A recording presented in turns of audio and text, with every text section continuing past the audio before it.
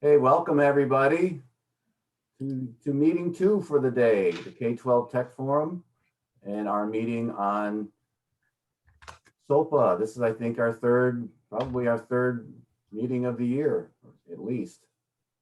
Looks like everybody's who was in the waiting room. See some familiar faces out there. Welcome, happy afternoon. Nick, you're looking great. Your picture does anyway. Welcome to the meeting. Phil, you want to go to the next slide? Next slide, the SOPPA cornfield here. There we go. So we're in the SOPPA cornfield representing Illinois with a nice, beautiful sunset. And we're not making any hints that the sun is setting on the SOPPA process. So don't get that in mind.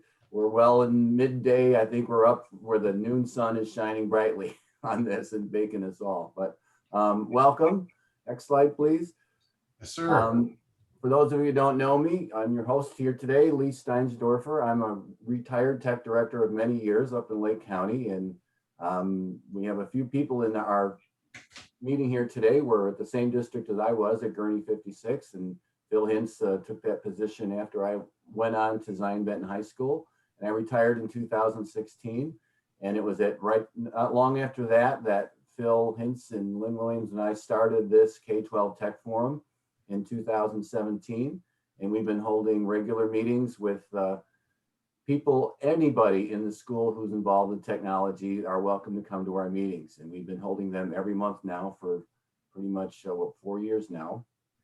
And it's going strong. Since we've gone virtual, we're reaching people all over the state who can join us. So welcome to those of you who never been to one of our meetings. We're just going to tell you a little bit about it so you know who you're with and a little bit what we're about. And we hope that you will come and join us in the future. And to those of you who've been to our meetings, I see a lot of familiar faces there. Hello, good to see you. I wish we were in person. I prefer that much better than seeing your faces on the screen. Some of them I won't say are so lovely, Matt. I won't say you have a lovely face, but you know, what can you do? But welcome, and we're going to get started pretty soon. But we always want to say thank you, because you guys don't hear it enough, that you're appreciated for what you do, especially now. We know it's a thankless job, and no one says thank you or usually calls you unless something's broke and something's wrong and they need your help. So we want you to know that we appreciate and recognize what you do. And it's part of what we're here for too, is you got a little break with some people who understand you and get it. So that's what we're here for. So we want to let you know that. Next slide, please. Okay, so just if you don't know, the Tech Forum, again, Lynn, Phil, and I started this back in 2017, but it's just not us that's there. We've had a board all along of working school people who are right in the thick of it every day. And Phil and Lynn are on the board. So I'm going to turn this over to Phil Hintz, who is the Director of Student Information at Barrington 220. Phil and I have known each other a long time, and we're good friends and have similar backgrounds, and always happy to be working together on this stuff. So Phil Hintz, it's all yours. Sure thing. Yeah, we're also fellow musicians, part of the big data technology director band as well, when we can play together again someday. I also want to introduce Lynn Williams, which you already have seen. She's a co-founder, and the three of us got together one day and said, you know, we miss our meetings at our local ROE where we could just share each other's pain and share each other's struggles and challenges and listen to each other how we're doing and how we're meeting those challenges. So you know, we said we need a group like that, and we need a place for us to talk and to ruminate. And so we started talking about it. We started talking to other folks, and Dimitri from District 70 joined us and said, yeah, I need a group like that too. And Sarah came along, and she's an assistant superintendent of teaching and learning, and she says, you know, we need that also in our realm of the business as well. And then Tom Furlan, same thing over at the high school, Grant High School. And so that comprised our board, and we've been meeting ever since. We're 4 years, going on 5 years maybe. And it's all about that communication and sharing and innovating together. So I'm going to move forward. It wouldn't be possible if Lee wasn't part of this GHA Technologies group, who can support us in a lot of ways financially and bring us, you know, as we're talking about new technologies for the classroom and for the curriculum. It'd be nice to have a company that can say, well, you want to try that out, and that's where Lee comes in. So back to you, Lee. Right, just real quick, and again, that's how it works with GHA. Sorry, I'm doing attendance at the same time here. Yeah, the GHA makes it possible for me to do this, and we don't have to charge schools at all, which is the point. We want to make it as easy as possible for you guys to join us and for vendors and so forth to come in, so that it's painless. And if we were meeting in person, we'd actually even be feeding you if you'd like that. So that's how that works that way. And yeah, so what we do is we sell everything from A to Z. And a lot of the schools here are customers of ours, and that's what makes this happen. And so if you have any tech needs, no requirements to work with us, but we appreciate you give us a shot once in a while, and we're pretty good at what we do, and we can sell just about anything. So back to you, Phil. Very good, very good. Well, let me tell you a little bit about K12 Tech Forum, our website. That is a great resource for everybody to go to, because all of our meetings, particularly this past year with all of them being virtual and recorded, you'll find that information here.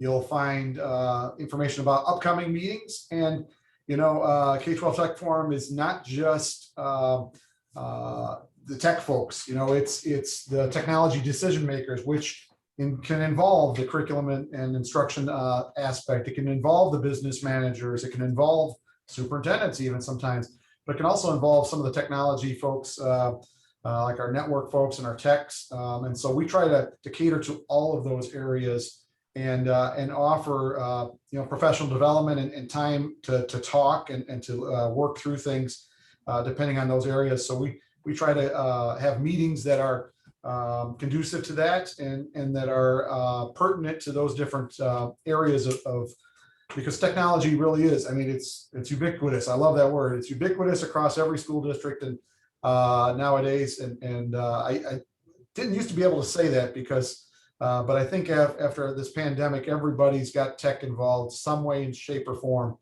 now. And so I can say that, but we try to meet those needs with those meetings. And in fact, our board will meet to discuss our upcoming year and what meetings we're going, you know, what themes we're going to focus on. Sometimes it's on interactive panels, sometimes it's on security, sometimes it's on cameras.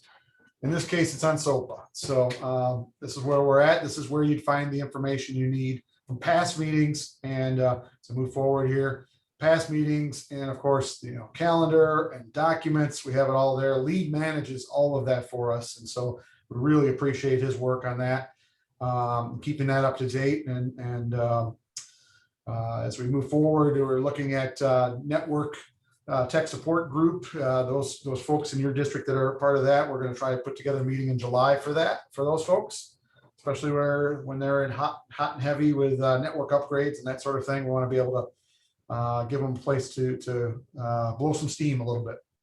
So at the end of our presentation today, we are going to make sure we have a survey form to fill out, because it gives us feedback on how we can better serve you as a K12 Tech Forum. Things that we can, like it says there, influences for future meetings. But something else that's, you know, because of our tie-in with Lee and GHA, he's been able to bring to us this new program that we've been able to add to this list, and that's the Kensington K12 Product Evaluation Program. Lee, you want to tell a little something about that? Yeah, just we're getting to the topic real soon here, folks, so just bear with us. But Kensington's one of our sponsors, and they have this wonderful program that when they learned about the Tech Forum, they wanted to be part of what we do. And a number of you out there that have taken advantage of this, so you can pipe in if this works or not, but I believe it does. What they do is they go around the country just sampling their products and having people try them out just to get their opinions and get feedback on them. It's absolutely free. and they have a catalog of items that you can choose from. Up to, you can keep the equipment. There's no charge, no strings attached. All they ask is that you give them some feedback and whether you like it or not, or what works. And they tell me, I haven't seen anybody do this yet, but they'll even up to a whole lab they'll do. So we're in a really good place. They typically go and create their own groups, but they really like what we do with the Tech Forum.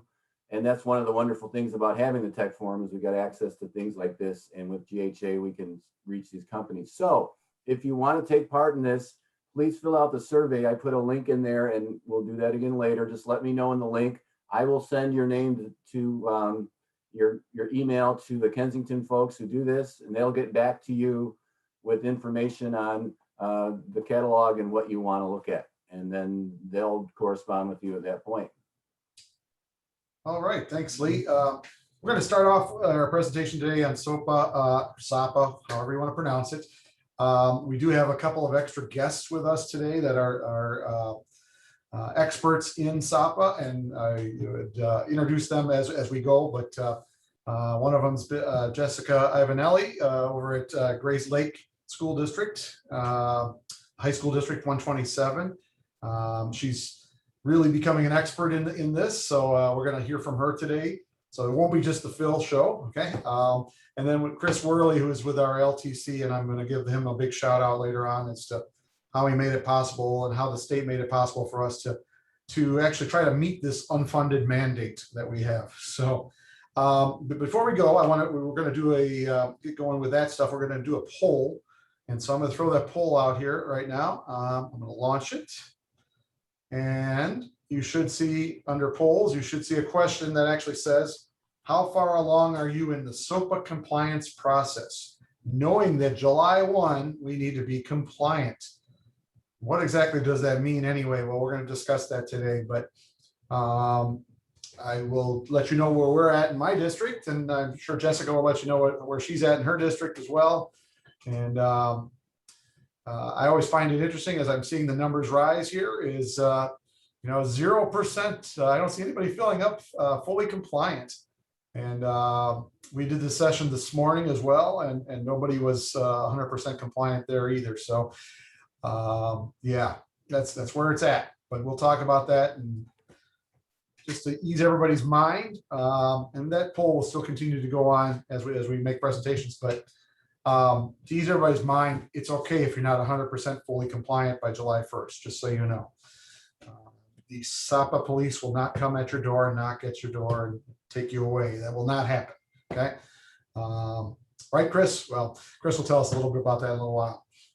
I'm going to move that poll over the side so we can get going. And Lee's created a nice slide deck here. But before I get into the slide deck of SOPPA discussion, for like graduate class that I'm in right now, I'm in a public relations class for administrators, and as an assignment, one of the assignments I had was to talk about and do a public relations PSA announcements on some aspect of tort liability, believe it or not. So I chose obviously student data privacy, and I created a Powtoon, and I'm going to share that Powtoon with you right now, and this will give you the quick 2-minute lowdown of what SOPPA or SOPPA is all about.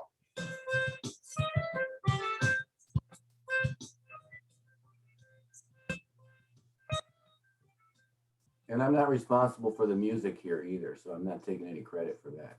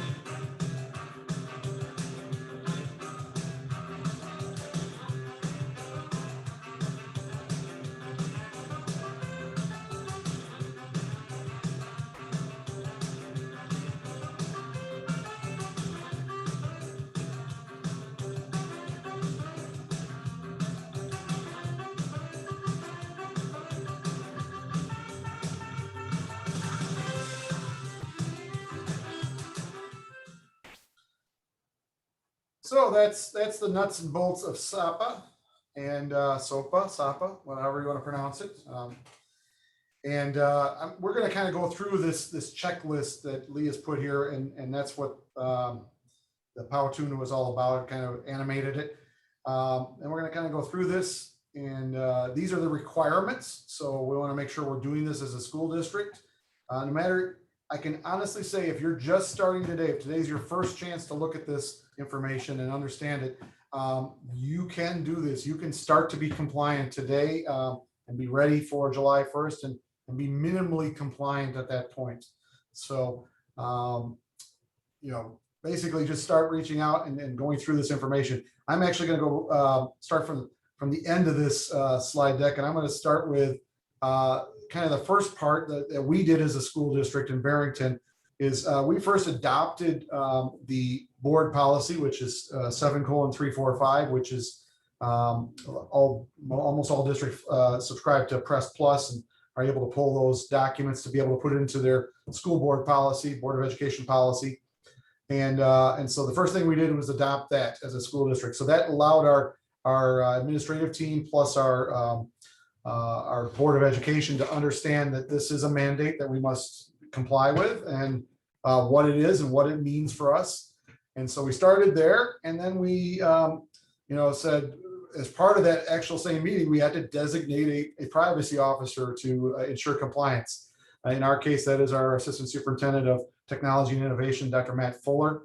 So he's the person on the top as far as the privacy officer, but he came to me in our district and basically said, Phil, I know you know this stuff, and I want you to get it going for our district and make it happen. So that's part of what I do, and I'll show you the team that I have that's helping us with that process, because student information is the data we're sharing, right? And that's my job, is I'm the Director of Student Information. So just kind of made sense. This ninth point, which this is not the order necessarily that you go through, but I would definitely start looking at your reasonable security procedures and practices that you use for network security, data security in your district. You look at agreements with the vendors as well. That's another aspect. It's not just making your district as secure as possible and having good best practices in terms of maybe multi-factor authentication, firewalls, filters, and all of that stuff. That's all good security procedures and practices.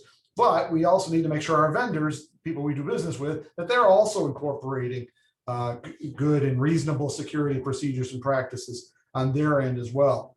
And so that's part of this aspect here. I am going to go on to this next slide here. And then we talked about in that Powtoon that, we need to, I'm going to go this slide, be able to do an inventory and start looking at what apps you have in your district, what web-based services are you using, what anything that you use digitally out there, and start not only listing that, but trying to figure out, do you share data with those systems, and what data you do share if you do share it. And so we need to be able to, as a school district, to post a list of all of those folks, as well as their data elements that are shared, and how we use their particular application, and in terms of sharing data and how we disclose the data to them. We need to be able to post that someplace. And so that's part of it is the website. I'm going to show you what we did in our district here in a minute. You also need to post contracts. And so the one thing that I mentioned is that I was fortunate to work. We have a director of instructional technology, and I think I'm going to jump over. But before I jump over, any questions thus far? See anything in there? No questions in the chat. Okay, if you have a question, go ahead and put it in the chat. And since we have Jessica Ivanelli, is there anything that I've touched or maybe have mistouched in terms of discussing this so far that you might want to add to? No, not right now. And all of the things that are listed to require. It's just a matter of how you're going to post it on your website, where it's going to be, and making sure that it can be found easily. That was another piece of advice that I was given by our lawyers, is just making sure that this information can be quickly found without having to do a deep search for it. So a tab on your tech page or something of that nature that makes it easy to find. Sure. Okay. I do see a quick question that put in there. Don't we have to update contracts twice a year? And no, not that I know of. In fact, the DPAs are every 3 years. So that's pretty awesome on that, but I don't know if I'm answering your question exactly. I will show you what we did. And so the first thing we did is we reached out to the LTC and looked at their guidance. And so I'm going to pull up that page, and Chris, if you want to jump in at any moment, or I'll start talking and you can jump in at any moment. But Chris Wherley is from the LTC, and he's been a tremendous resource here. I'll push that aside for us in the state of Illinois, because every district has access for free to this, the Illinois, the Student Data Privacy Consortium, which the state of Illinois has paid for licenses for all of us, every district, to utilize this system as your database and management tool for implementing SOPPA. And so this is the first place to start. It's ltcillinois.org services/ISPA. Okay, that's the Illinois Student Privacy Alliance, and that's the first thing you do is you join that. That email goes right to Chris, and he creates an account for you to jump in here. And so once you've done that, it'll take you to the ability to actually go to this page right here. And I'm going to log in under our site real quick and jump in, and it gives you access to this database and these tools over here. Account management is the first place I would start once you have an account, because then you can edit your district information. You can manage your district users. I'm going to click on that because I think that's pertinent to where I'm going with this. And that is, I have a team here. As I mentioned, even though I'm kind of implementing SOPPA for our district, Dr. Fuller is my boss, number one, but he was designated as the privacy officer in our district. So he's on here. He can sign Exhibit E's, which we'll talk about here in a little bit. But Ty Gorman, who's our director of instructional technology, he knows all the apps in the district. And I'm new to Barrington, so obviously I don't know, but he's been keeping Ty's, as his name's Ty, has been keeping a good tab on all the apps. And it turns out when we looked at our inventory, we used well over 300 apps and web-based services. But as we started digging in and looking at that, and Ty and his team were doing that, we realized that only about 100, and actually exactly 131 apps and web services that we use, actually we do share personal identifiable PII information with, student data with. And so we've had to tackle those 131 and work towards getting data privacy agreements set up with them. We have two other people here that I've listed, and that's Chandra. She's a district technology assistant, and then Joanne, who is our administrative assistant to the director of instructional technology. Joanne and Chandra kind of are in charge, I should say, of looking at all of our contracts. And so this is a great time of year. Actually, a couple months ago, it was a great time of year, but even right now it's happening, where you're renewing your licensing and you're renewing your contracts with your different vendors. And now is a great time to get that DPA signed at the same time that you're renewing your contract monetarily for licenses. It's a great time to get that DPA signed by those. And so these two folks are on our team, and they're the ones that are reaching out and doing that. And when they get to a point where they get a DPA that has, and we'll talk about this in a minute, but Exhibit H that is further in depth, they throw it to Ty and myself, and we look at it. And if it's not too much legalese, we'll consider it. And if it's good for the district and it's good for student data privacy, we're gonna pass it and approve it. If it's something that we need help and we need the lawyers to look at the language, we pass it off to our district school attorneys. So once we do that, they give us the thumbs up or the thumbs down and try to get that corrected. So that's our process. This is our team. And once you have this, the next step is to start adding new agreements and new requests and Exhibit E's and viewing all the state DPAs that are already out there, signed DPAs. If this sounds daunting to you and you're brand new, I would go back to the LTC and go back through here, their page, and they've got the getting started with SOPPA, and they'll tell you exactly how. But one of the things I wanted to share with you is this checklist right here in the middle, checklist for using the Illinois NDPA, the National Data Privacy Agreement, originating or subscribing. So if you click on that, it's a great spreadsheet here that tells you exactly the order of what to look for while you're looking at a data privacy agreement, and everything that you should be concerned about, and go through on every single one of them. And through that, the final thing is to upload your originating agreement. If you have an originating agreement, to upload to the Student Data Privacy Consortium site, the SDPC site.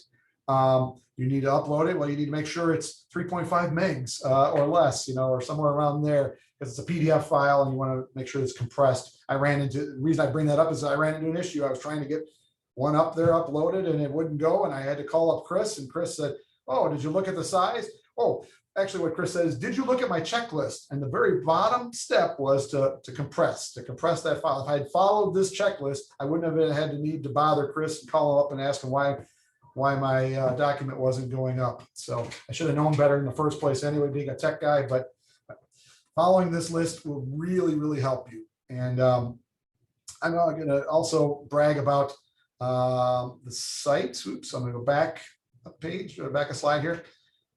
This site will also show you all the training opportunities, upcoming opportunities that Chris is running for, if you want to know more things about SOPPA and how districts are handling certain things. This is a great place to sign up for these classes. But I'm going to show you this video area here using the YouTube playlist. This YouTube playlist is powerful. It's 2-minute bites, and I'm going to give Sean Mullins, he's the tech director down at Olympia School District. And he put all these little videos together, and you can see there's this huge playlist over here on the side. Anything and everything, all the steps you need to follow and how to do it. And they're 2-minute little bits of information, whether it's managing and setting up your district users in there, or it's using the auto grammar and auto exhibit e creator, or the ones that when you start really getting into it is finding a good exhibit E, finding I'll go over here to the originating piggybacking and originating, adding a new request, progress workflow. I mean, this is everything you need. Literally, this is what we did as a school district, is we went and through all these videos and it basically held our hand as we went through this process. And so I highly recommend that. Last thing I want to show is what we did ultimately. So we got to the point where we were able to add some of our apps and start doing this. And when you do that and you take advantage of this site, you can actually go to the tools and you can see this thing called customized resource listing. When you click on that, it will, you can edit your account information and all this, but it gives you access to the page that shows your database of all your data privacy agreements. So once you get those signed and uploaded under your district's agreements over here, then that populates automatically this page right here.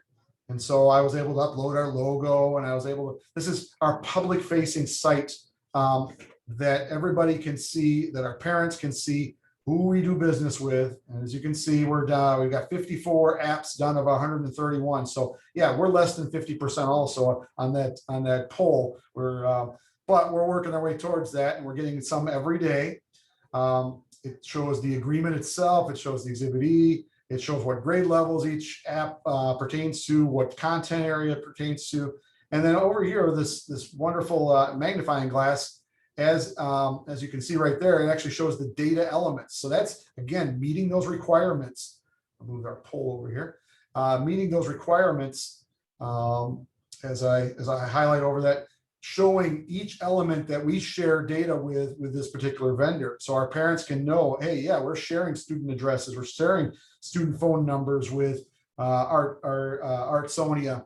We're sharing performance scores. We're sharing a lot of data with them, and our parents were being very transparent and showing that to our parents. Is this our website? No. We went back and went to our Barrington school district website, and our web people that are on our team. I went to them and I said, hey, I want to create something that's pretty simple, but meets the needs and helps us to be compliant. And so I looked at Sean Mullins, the guy who made those videos, and I looked at how did he do this? And he already had his student data privacy page up. And so I'm not ashamed to say that, I borrowed and copied and noticed that as I looked at other ones, a lot of people were doing the same type of thing. And so anything that you see here is the same. And by all means, if you want to copy this and just literally cut and paste, but change your name to your district, I have no problem with that, because this is sharing, this is working, this is collaborating. And these are the things that we have on our site. We have 4 videos talking about the difference between SOPPA and COPPA and SIPPA and FERPA. So to explain this all to our parents, this is for our parents. And even though this is held under our technology and innovation page, it's also held under our parents page. We have links to our annual notice. If I click on that notice, it'll really show you the notice and the jargon that's here that we adopted from the Illinois Principals Association, IPA. It's from their handbook. And so that's here. It's all here. If I go back, you see a parents guide, which goes into parents guide. And these are just simple links to talk a little bit more about privacy and parents guides to particular apps. So just useful information that we want our parents to know about. And if you notice a couple of things here, it says coming in July. We haven't posted what we're going to do on how we're going to list data breach details and how parents can opt into inspecting what data we share and what the covered information is. That is coming, but I'm sharing a bunch with you. The last thing I want to say, and I'm going to bring Chris into this mix, is when you click over here on this Barrington link right here, it just brings you right back to the SDP page. So our parents can see exactly what apps we're using in our district and what apps we're using that share data. And it makes it really easy. Chris, first thing I'm going to say to you is thank you for all that work that you and your teams have done to create this LTC page to help us through this unfunded mandate. I'll keep saying that. And to make that happen. The other thing I was going to say is that, in terms of this stuff right here, this coming in July stuff that I have on my website, you want to speak to that ISB is working on stuff for us right now? Go ahead.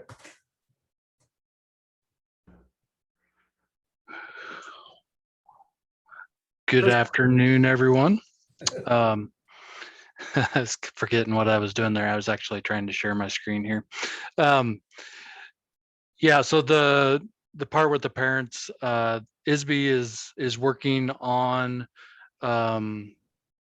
a process for parents to request information, for them to for how many times they can request, what they can request, all those types of specifics, and they'll have that process at some point in the near future. That is something that their lawyers are looking at, and I think a lot of conversations around SOPPA end up being that lawyers are in the mix of things. So I just want to share a couple things and then get back to everybody else here. The database that Phil was sharing, this is just some statistics that I share out each week and showing you just what's happening with the database, and just so that you know that what you're doing is the same thing everybody else is doing. Everybody else is in the same situation. There's a lot of work that goes into this, and right now there's over 654 districts that have accounts in this database. This isn't the only way to do it. You can use things like Education Framework. You can use things like Catch On and Learn Platform, and there's some other, you could even do your own web page and spreadsheet and web pages to display data privacy agreements as well. But I think the power that we're showing here is just what's happening since February, when we had 116 signed DPAs in the database. Now we have actually it's over 9,000 if I looked at the actual data for today. But as of Tuesday, we had 87,000 different, or 8,700 agreements. Chris, And the page I see right now is the LTC YouTube page. oh, well, that's not the right I didn't page. think so. So I was just, See, I don't know how to use Zoom. I think, I yeah, don't know what the deal is. All right. See, I was thinking and, all right. Thank you for bringing that up. All right. This looks better. That looks like there data. you go. And I see the little green line around it now too. So the 8,700 different agreements, those could be a lot of different things. They can be individual districts and a vendor, an agreement that they have with each other, and that's all they have. It could be the originating and subscribing relationship that is created by a vendor signing an Exhibit E within the Illinois NDPA agreement. And a lot of these things, if you don't understand what I'm talking about, the videos that Phil shared would help explain that.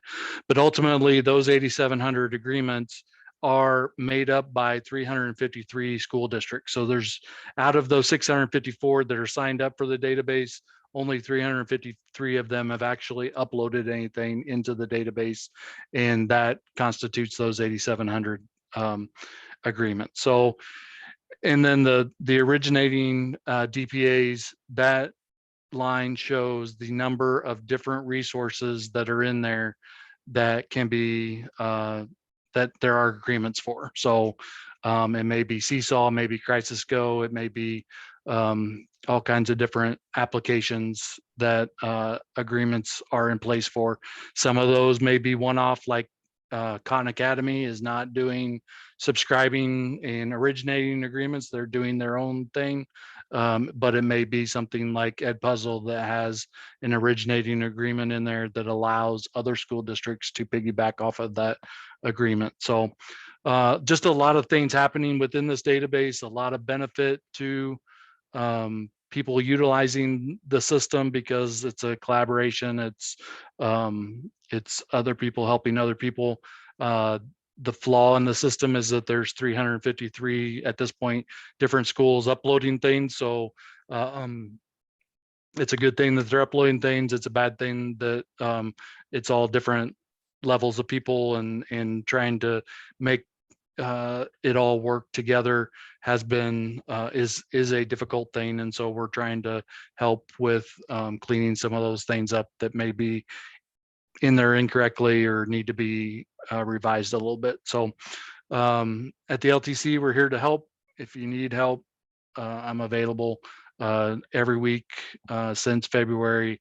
We've done these presentations of all things SOPPA, and that's what this presentation is, and the links here for that. And this presentation has links to a lot of different things within here as far as things that can benefit you in the long run. So I'll stop with that, and obviously I'm here to answer questions. So.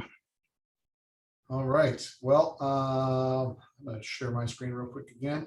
And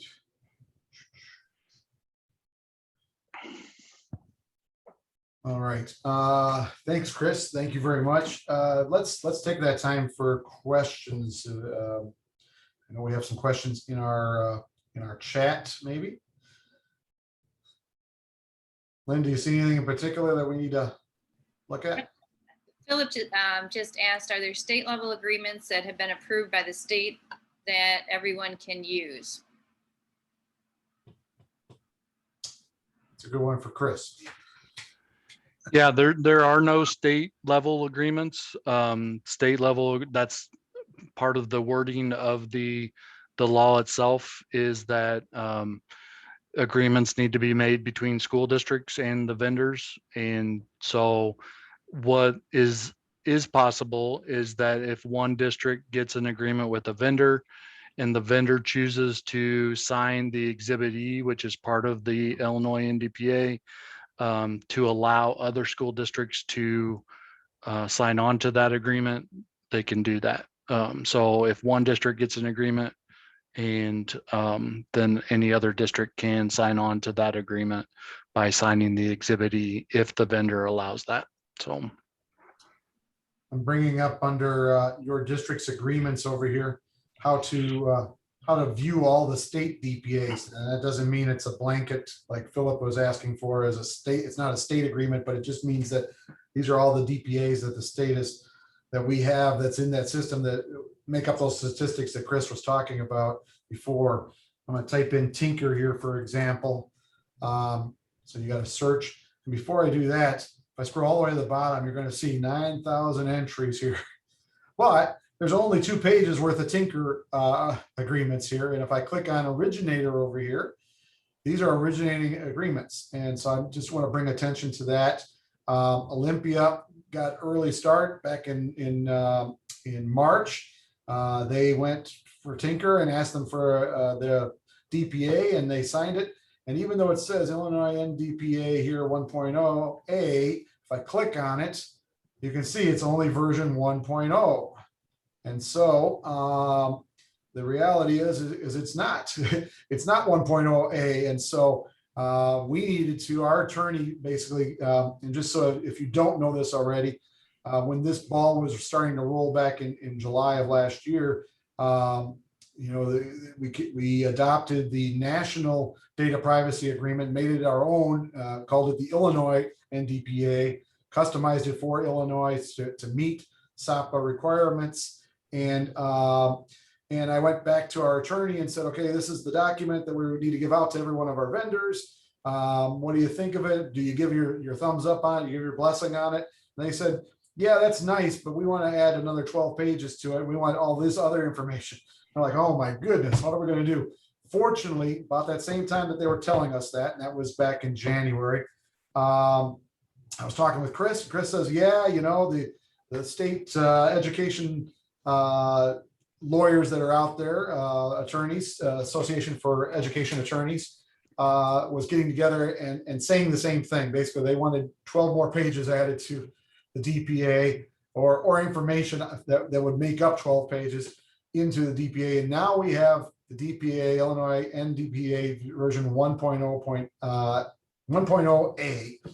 I always think it should be 2.0, but anyway, and it's more elaborate, but it's got the blessing of all of our districts, school district attorneys in the state, and so we took that one and shot it to Tinker. Tinker signed that, and so we put that up there. And so now anybody that wants can piggyback upon our originating document as well, and you know, that's part of the process here. So before I move further, I want to listen and hear from the expertise of Jessica Ivanelli, who is in the tech world for Grace Lake School District 127. What can you add to what we've been talking about here, and what are your pains and struggles that you've dealt with? So we have about 180 programs. I started back in September, October. Well, first of all, I just started new in this district in July of last year, right as this all started, which was, I mean, yep, you can only imagine.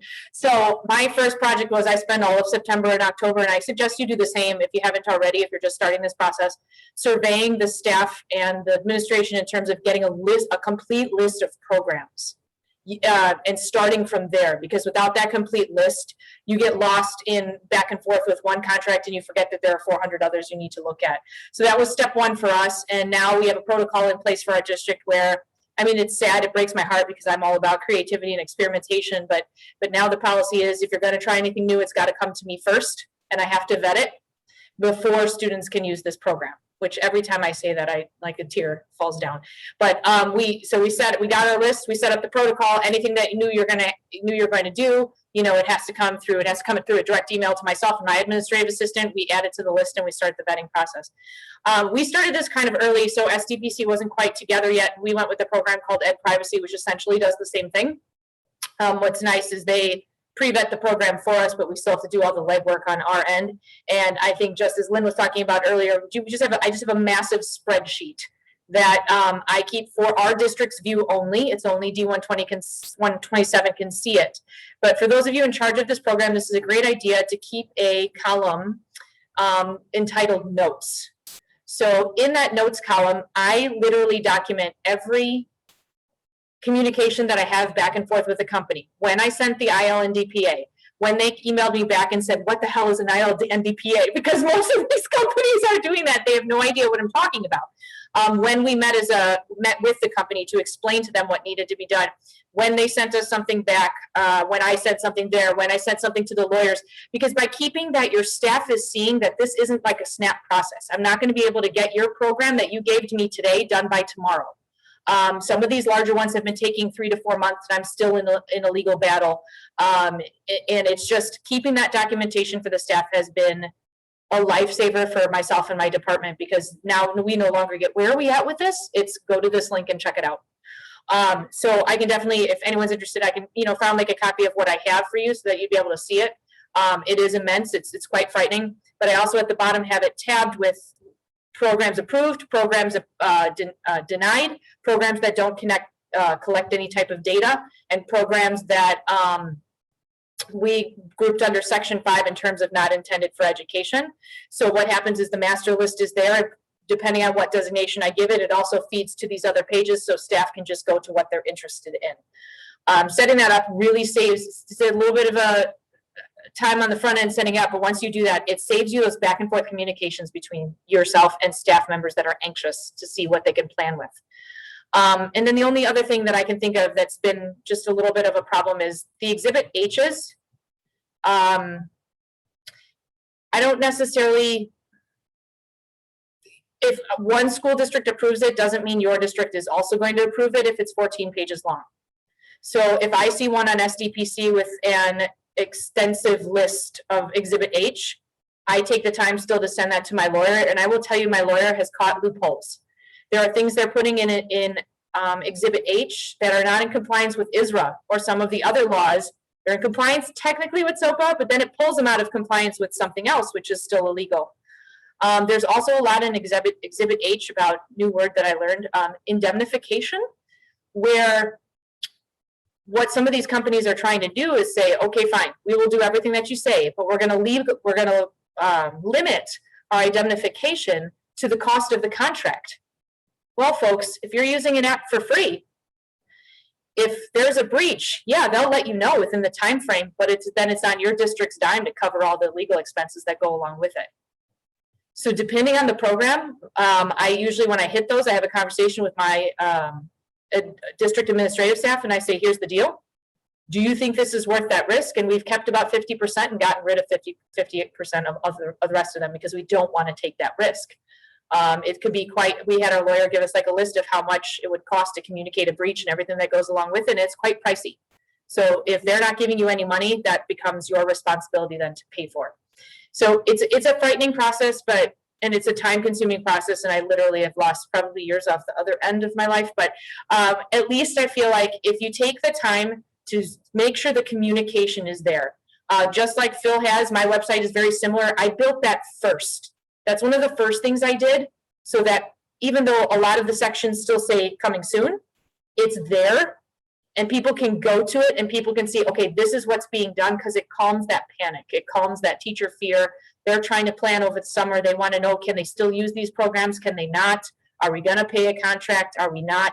So dot your I's, cross your T's, and don't be afraid to find that buddy that you can work with. I have just 2 that I always go to. Hey, did you guys get this one? Did you get this one? Just because these are some of the larger contracts.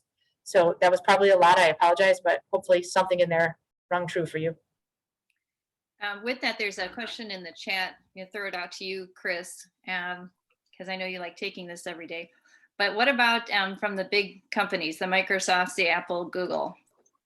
Yeah, so those are always going to be the questions that everybody wants to know.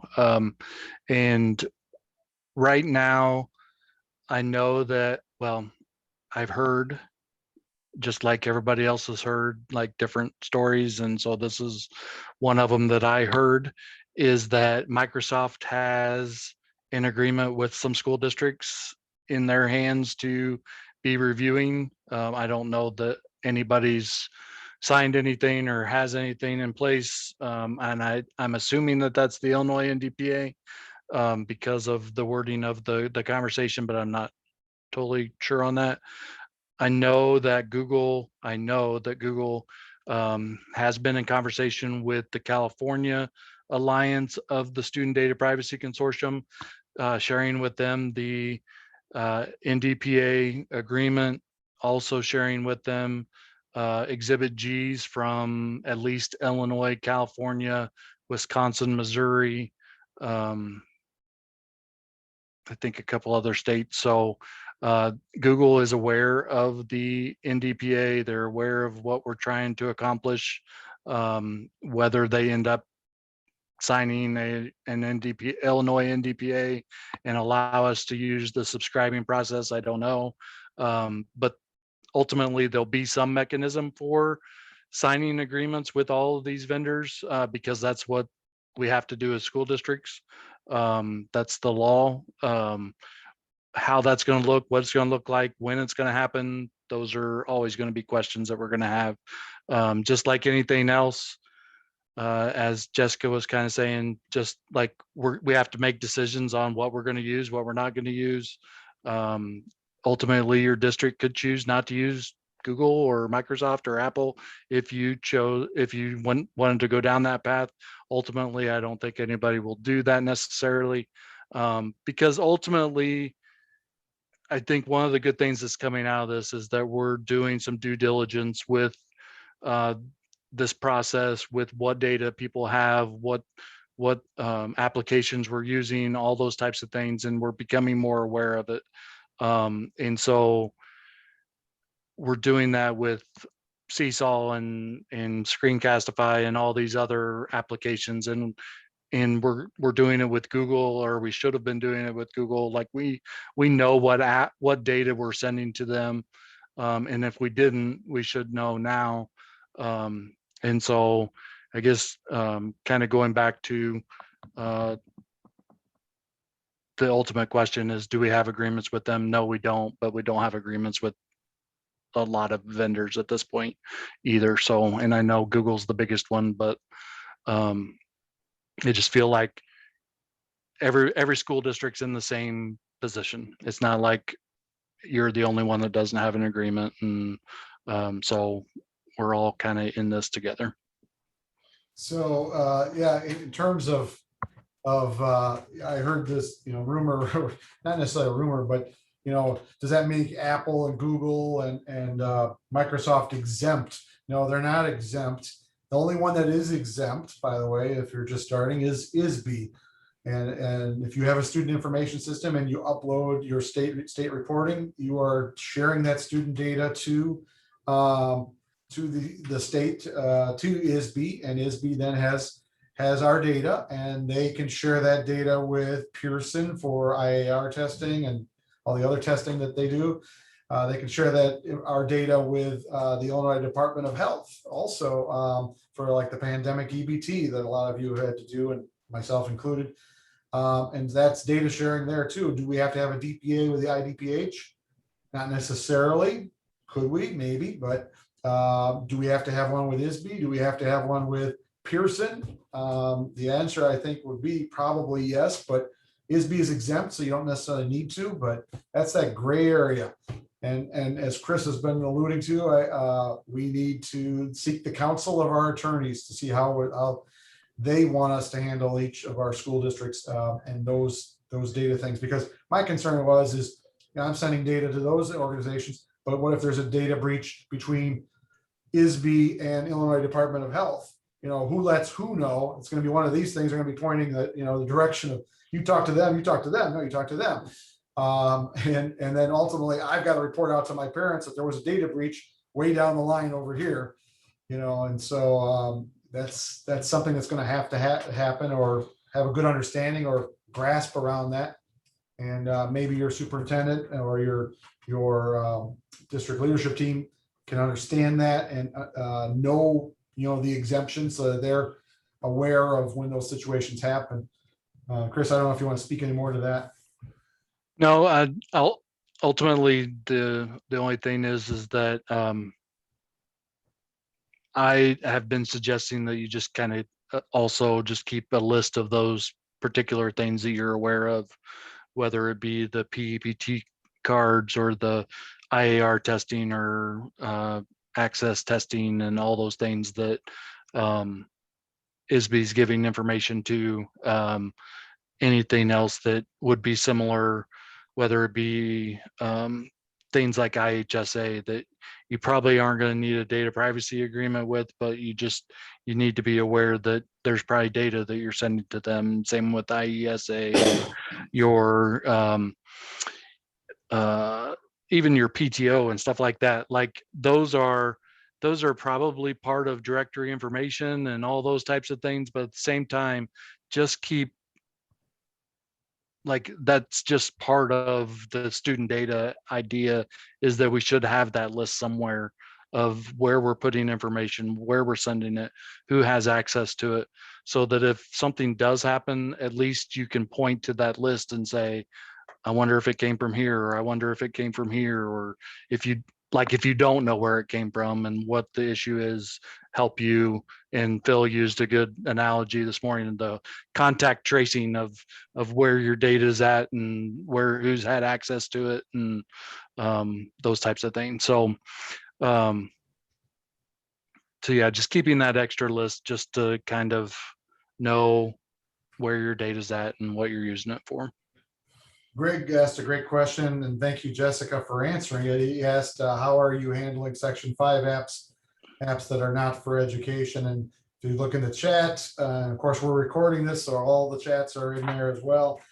Jessica says, no, per Section 5 of SOPPA, an operator is defined as operator means to the extent that an entity is operating in this capacity. You guys can read for yourself there, but so we're answering some questions right there in the chat, and those are legit questions. And just to expand on that one, if I can, yeah. If we would not have gone with this, you're talking apps that, like, we're bringing in all these or have all these innovative programs in our district, our CTE programs, our digital art programs, are all these things that are getting kids college and career ready.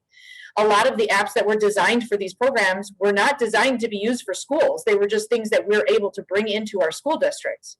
I started off trying to ask all of them for ILNDPAs, and for about 75% of those Section 5, I was told we don't sign anything extra.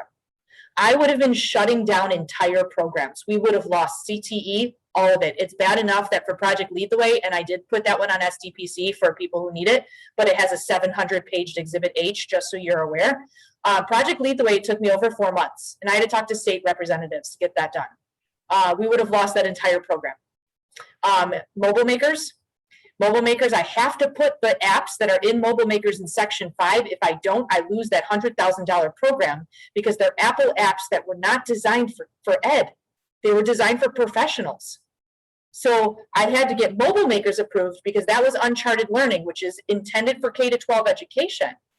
But Slack and some of these other apps that are used within the program are not intended for education.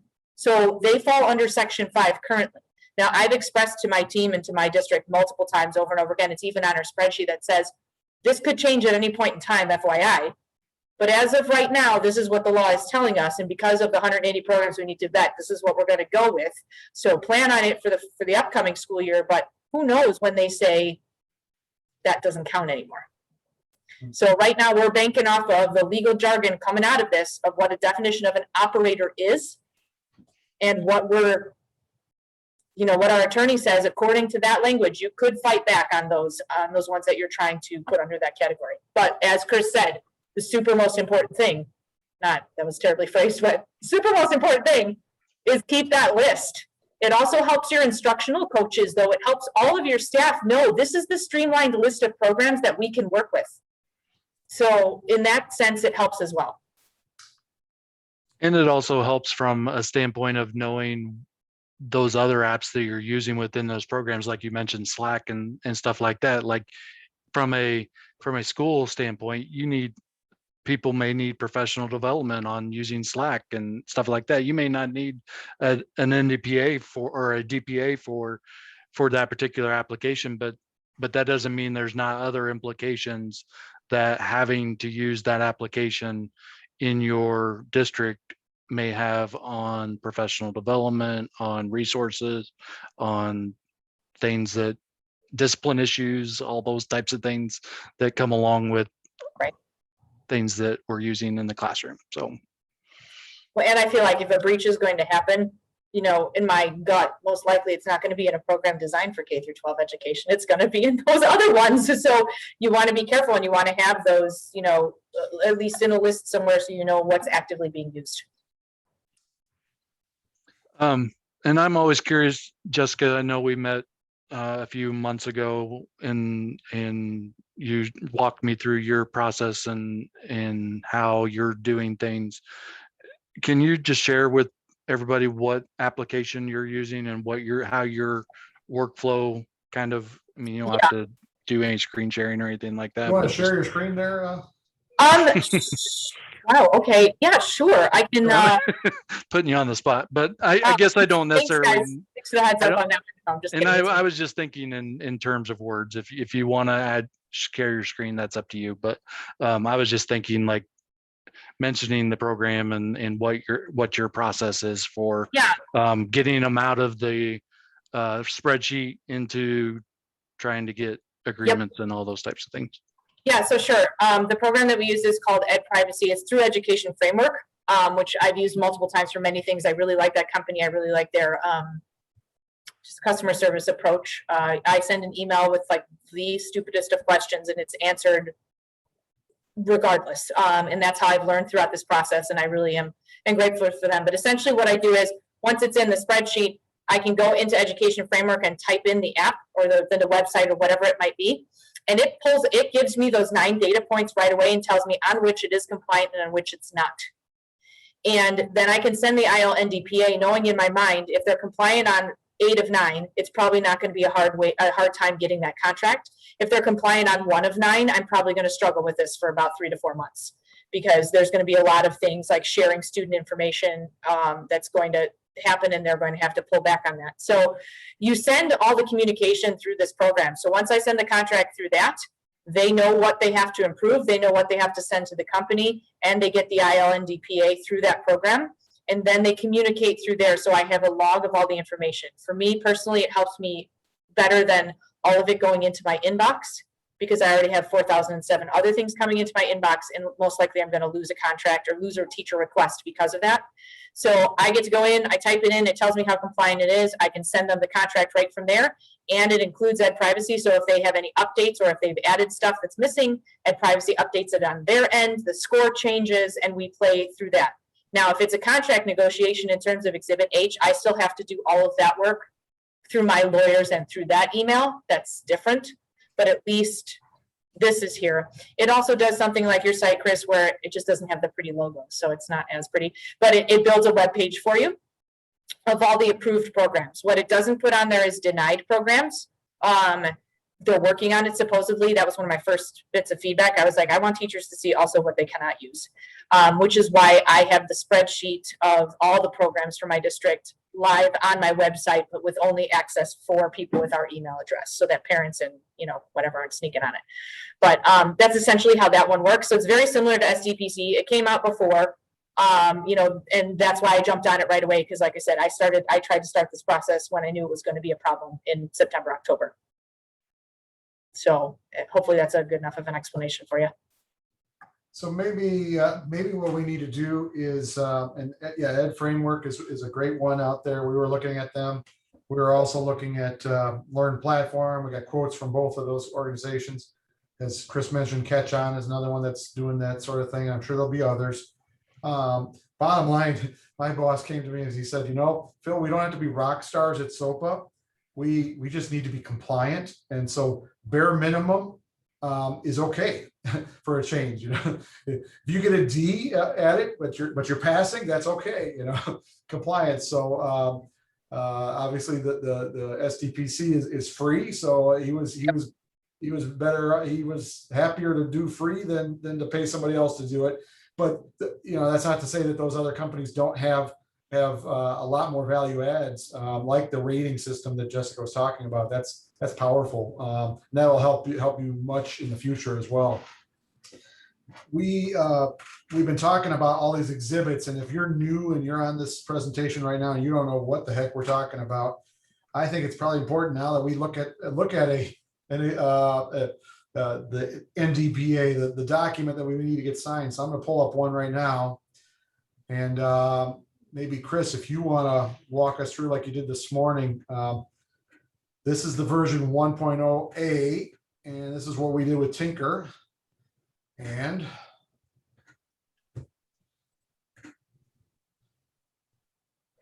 Yeah, first, I can go ahead and if you Okay. want to zoom in a little bit, we can. Yep. Well, I don't know. Maybe I'm not zoomed in here. All right. So just when you're looking down through an agreement, there's just these check boxes. This is here for you to kind of know what's coming in the agreement. The Exhibit G should always be checked because that's the Illinois portion of the agreement. The actual majority of the agreement, well, I shouldn't say the majority of the agreement. The original agreement was the National Data Privacy Agreement that was created by the Student Data Privacy Consortium and alliances throughout the United States, as well as lawyers and vendors, and everybody came together to try to create a national type of agreement. And as been mentioned before with version 1 and version 1A, the original version was looked at by Robin Swartz legal firm, and then in March,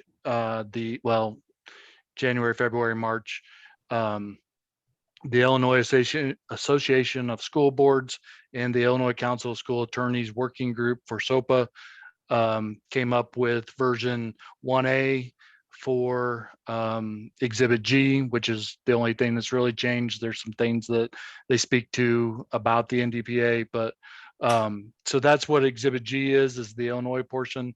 Exhibit H is there for vendors to make changes or make suggestions to make terms and not modifications to the agreement.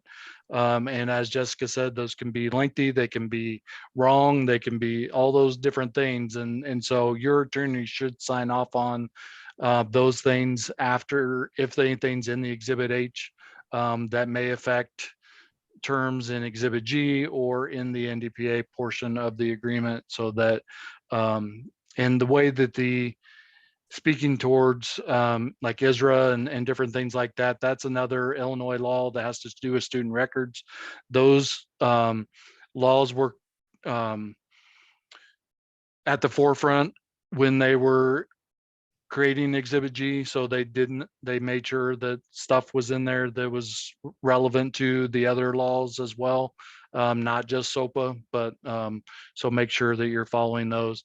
And then Exhibit E is there for this checkbox is there to signify that later on there is an Exhibit E that's signed, so that the vendor has said that the this full agreement is in place so that other districts can subscribe using the Exhibit E to the full agreement. So rather than, that's the yeah, piggyback that we've referred that's the to today. piggyback. Yep. And so anytime the vendor signs off on the Exhibit E, allowing for other districts to sign, then another district has to do is sign the bottom of that Exhibit E and send that document to that one-page document to the vendor to say that they've signed off on that Exhibit E and joined that agreement. And then the database helps with that process. There's a functionality within there called the Auto Exhibit E Creator that allows you to do that. So as you scroll down through the document, there's just a couple things to point out. I'll do that in a second. I was just going to say, in the case of this Tinker document, we did not have an Exhibit H, so they didn't add anything to it. They did additional terms, modifications. They didn't add to it, so that's why it's not checked here. Great. Go on to the next screen. That's just showing that the agreement was signed and contact information for the people that need to have information there. And then the next few pages are the NDPA portion of the agreement. And if you scroll down to the first exhibit will be Exhibit A. Exhibit A is the services that are being offered by the vendor. In this case, this is There we go. This is what Tinker is. Yep. And then Exhibit B is the data that's being shared with them and utilized by them for whatever purposes they need all that information. And then C is the definitions that are within the terms of the agreement. So just definitions, so nothing's really changed there. That should be a static part of the agreement.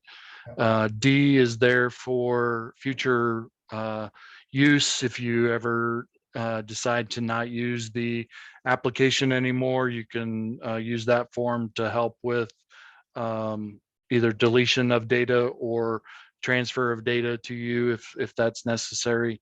Something that I never thought about as a district tech person, like, okay, we're going to stop using this application. Is there, I mean, like I never thought about, is there data there that we need to get out, or what would that process look like? So this is the Exhibit E, and this should be uploaded into the database by an originating district at just like this, where it's a one-page document that ultimately the system signs the bottom of this agreement for you and sends it to the email that's provided by the originating district when they upload the agreement into the system. So, and then F has to do with security of the vendor. So the vendor should be filling that portion out. That's not you, that's the vendor. And then G is the state portion of it. And again, the idea is that there shouldn't be anything changed within the agreement. All changes or modifications should be made in the Exhibit H if there's going to be any changes in the document. So that's a hour-long presentation in a little over 5 or 6 minutes. That's about it. Here's your exhibit.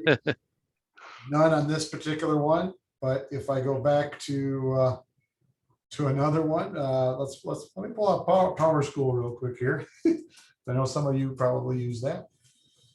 And InfoSnap, how about that? We'll go to this one right here. CUSD 300, they're the originating one. And if I take you to, first of all, their exhibit B, they actually incorporate every one of their apps that Power School owns now, eCollect and enrollment, FKA registration, Enrollment Express. So notice their document is 36 pages long. There's eSchool plus SIS. Those are all the data elements that are shared with them. That's all the data elements shared with iNow SIS. There's the Naviance. That's another app that is part of the Power School thing. Conglomerate, I should say. Power School SIS themselves. Schoology, since Power School now owns Schoology. These are all the Schoology aspects. And that's all just Exhibit B. Yep, and you're bringing up a good example here, and Aaron has a question in the chat about subproducts and parent companies and how you list those. And obviously, if you're using, in our case with the database, if you're using this database to promote to your teachers and all those types of things, what applications they can use and all those types of things. Having Power School listed with all of these applications is a little bit daunting because you don't actually use all these applications. You may use 1 or 2 of them, but ideally it's great that they're all in here and they're sharing what data they're using and all those types of things. There is a functionality within the database that lets you copy. And so you should be able to copy agreements from one name to another. And so you could list them out as the individual resources, not by the company name. So Power School might be the company name, but you could have the resources being the individual items here. And then just uploading the DPA for all of those then, Chris? No, you would just use the same DPA that you're using now. I mean, it's going to take work to do that ultimately. The other way you could do it would be to use the purpose in the SDPC database would be to use the purpose field to specifically say what applications you're using within that suite of the parent company. So that would be an option for. Yeah, Chris, could I interject my question here? Yep. So like, for example, I'll pick on like Pearson. Yep. Pearson obviously has a whole suite of stuff. So like I have, whoever actually got the original like originator going, and we signed off on that. But then there's like 10 other products that Pearson has, like knowingly or unknowingly, right? And I discover later on that like, oh, this is actually a Pearson product. Do I need a separate NDPA for that? And I think the correct answer is you should have a DPA for every product, or every DPA should list all the products you're using. But then there's like the practicality and like, okay, this is the real world, and is just a global Pearson one good enough if I'm going with the D's get degrees methodology, which I subscribe to. Yeah, and I would, and like, so I mean, at some point, yeah, we're doing everything we can, but it's just kind of like that. Where's the line? And or like, what did GoGuardian just buy out? Like Pear Deck or something, right? Yep. So like I got one with GoGuardian. Am I good on Pear Deck? Or because we also use Pear Deck, I have to get the separate one from Pear Deck if it's not listed explicitly, and I get confused on that. And is it just a chuck it to the lawyer thing, or is there a real guidance? I mean, ultimately, I think it's going to be a lawyer thing, but I do believe that you're probably going to want to have an agreement with most of those individual applications. I know an example that came across, and I'm trying to think of what the Nearpod and Vocabulary, I think, is one example of same company, but they want two different agreements. So or they just bought Nearpod, just bought Kahoot, or Kahoot bought Nearpod. So now you got that mix. Yeah, and so just thinking about those. GoGuardian Pear Deck, again, I think you're going to want to do, unless it's in an agreement like this with Power School, where they've listed out separately what each one does and those types of things. I don't think just having an agreement with, say, Pearson is going to really benefit you in the long run, to know what data is being used by a certain application. And I know that is kind of thinking in, I know I'm saying that as that's what you need to do, but I know the scope of what that means as far as like Jessica's saying, some of these are going to take 3 to 4 months, and some of those things, trying to track down who the contact is for a particular sub organization within Pearson. Like, I mean, I know that that's not going to be easy sometimes. So, but it's probably the right thing to do, is to do that. But ultimately it's going to be up to your lawyer. So we were actually, sorry, I Bill. was just gonna say, I shared a exhibit H here, so you can see the extensiveness of the exhibit H. And this one, if I had gotten this one, and I don't know if we have, maybe we already have, I would have shot this over to the attorney, because it just has lots of legal jargon there. That's beyond my scope right now at this point in time. If I was an attorney, maybe I'd tackle it, but I'm not. Go ahead, Jessica, I'm sorry. Yeah, I was just going to say, we've had experience with curricular companies, Help Mifflin, Pearson.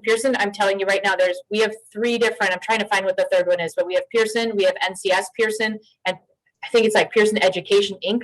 That's 3 different Pearsons, and they won't cover each other's contracts. You need to have one with your programs that you're using actually listed on there. We had to add something to Howard Mifflin, and we had to go through the whole process again, because their Exhibit A lists the programs that you use, and if your program isn't on there, you're not covered for it. So I know it's extra work, but you have to get the programs that you're actually using listed, because they will pull that. And Pearson is the one who had the breach before, so Pearson is the one we don't want to play around with.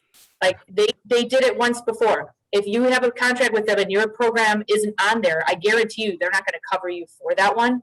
So hopefully that helps a little bit. But Pearson was a big one. Houghton Mifflin, Cengage, they like to have every single program listed exactly as what you're using. Yeah, I just want to jump in now, because we got about 10 official minutes left, is how we'll handle the rest of this. We will stay a little bit longer for those of you who still have questions, and but we'll stop the recording at 3 o'clock, and it'll be kind of unofficial after that. just so you know, we are taking notes and we are recording this. So we will publish this over the next few days as soon as I can get that done. Also, the chat will be posted in the notes too. So if you didn't get something, that's okay. You didn't have to get every little thing. Phil, do you have our website up there just again real quick so they can see, you can show them where they can find this? I can do that. Boom. Past meetings. Right If you there. go to our website and you just go to past meetings, then every meeting we have is listed and there'll be a link there for if the recordings were available or not. We didn't record every single meeting, but they're there just so you know, you don't have to panic and get every question answered there. You can also reach out to me at any time and I'd be happy to connect you with whatever it is you need. I just want to put that out there. So if some of you have to go, we're getting down to the last few minutes here, but we will hang on a little bit longer. And those of you who leave, thank you very much for coming and hopefully you'll join us again. I'm going to point out also, take a look at the chat and the chat will be there, but Chris just put in a lot of great links, link to the checklist that I referenced before that he has put together on how to tackle this beast is there. And then also in the checklist or in the chat is upcoming events that the LCC is putting on, including IT Summer Summit. I know, Chris has done a great job and Tim McIlvain, who's leading a lot of that work down there downstate. You guys have done a tremendous job of providing the resources that we need as technology directors across the state to stay on top of all of this. And so kudos to you, and please, pass along our thanks to Tim and the rest of your team that's down there. I saw William Witkowski is also was on the session today as well. And I know he's doing some work now for you guys down there. He was a former tech director too. So I don't know exactly what role he's in right now, but I know you guys are just all working together to make things happen for us and give us what we need. Chris, if you go to his website or go to that LTC, you can schedule time with Chris, one-on-one. He's got 15-minute increments on a calendar.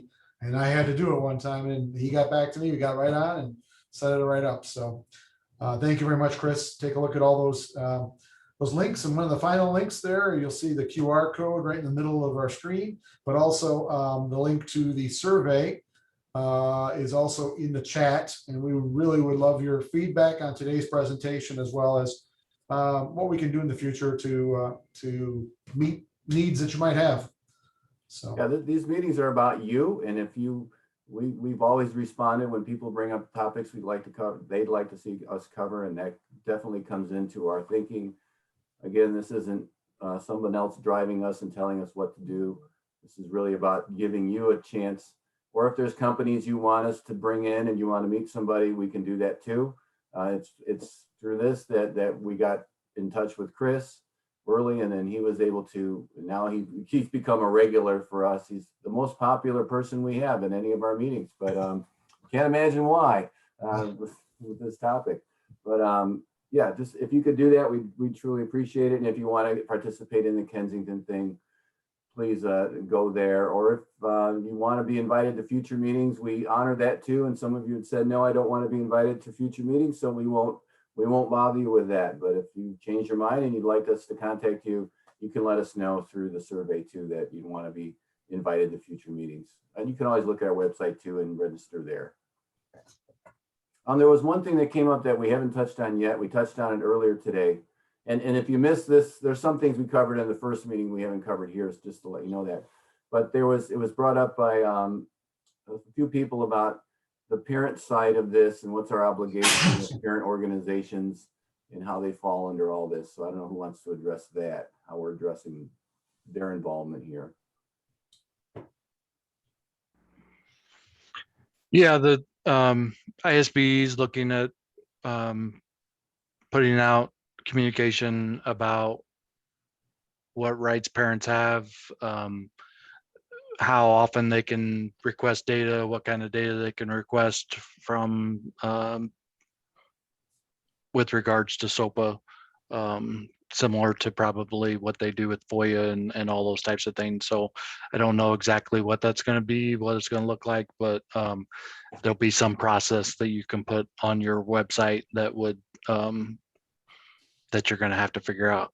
Ultimately, then you're going to have to figure out how to handle those requests and supports and all that stuff. But that's not necessarily something that you have to come up with the process. The process has been out and looked at by, put out by the state board to the commenting groups as far as the principals and the superintendents and community groups and stuff like that. So they're working on that, what that looks like. The question was, and I don't know if Chris from Orland School District, he was asking, how does the law affect school parent organizations that they share data with? Oh, Such as the band parents and those kind of things. yeah, all that stuff really falls under parent, under FERPA type of regulations, and student directory information and all those types of things. So ultimately, those are also things that I should be in that list of where you're sharing your data and who you're sharing it with and who has access to it. Because I can remember when we did it with the elementary school PTO, like we gave them a spreadsheet that had all the data in it for parent communication and all those types of things. And they created a student directory, and people that wanted to be in that directory got a copy of it and all that kind of stuff. But that actual file was with the parent, and they could have done anything they want to do with it. And so just being aware of where your data is at, who's using it, what they're using it for, what data you're giving them, I think is another thing that's this whole process is putting a spotlight on. So that's a good thing. Yeah, I was going to say thank you, Chris, because that was part of the tackling that we still have to do to become compliant on July 1st. Is this data breach and you know, want to inspect it. The mechanism for that, I was brainstorming, you know, is that going to be a Google Doc, Google form the parents are going to have to fill out? But I think we're going to wait until the state, you know, gives us something to put on there, and we'll see what that looks like before we make a final decision. There was one other thing I was going to say. I guess the only other thing that we really haven't talked about is the communication of this to teachers, you know, and I've done a couple presentations. I'm sure other people that are on here have done presentations to teachers to let them know, because of the fact that, you know, we started our one-to-one program 10 years ago, and it was the Wild West of data and apps, and anybody use anything you can find, be as innovative and creative as you want. And now we're having to tell them, don't be that innovative. Don't go out there. Don't look for or at least without getting our permission first. And so, you know, teachers need to understand that there's a change, but it's not because we're being the heavies and saying no. It's because it ultimately, as Chris said earlier, it's because it's the right thing to do for kids in terms of protecting their student data while there are students. You know, what they do after with their data after they're adults, that's their choice when they're adults. But right now we are the parents for their data, and so we need to do the best we can to protect our kids. Okay, well, I'm gonna stop recording right now, just so you know, and then everything from this point on will be off the record, I guess. So I'm hitting the stop button. Do you want to stop? Cloud recording, yes.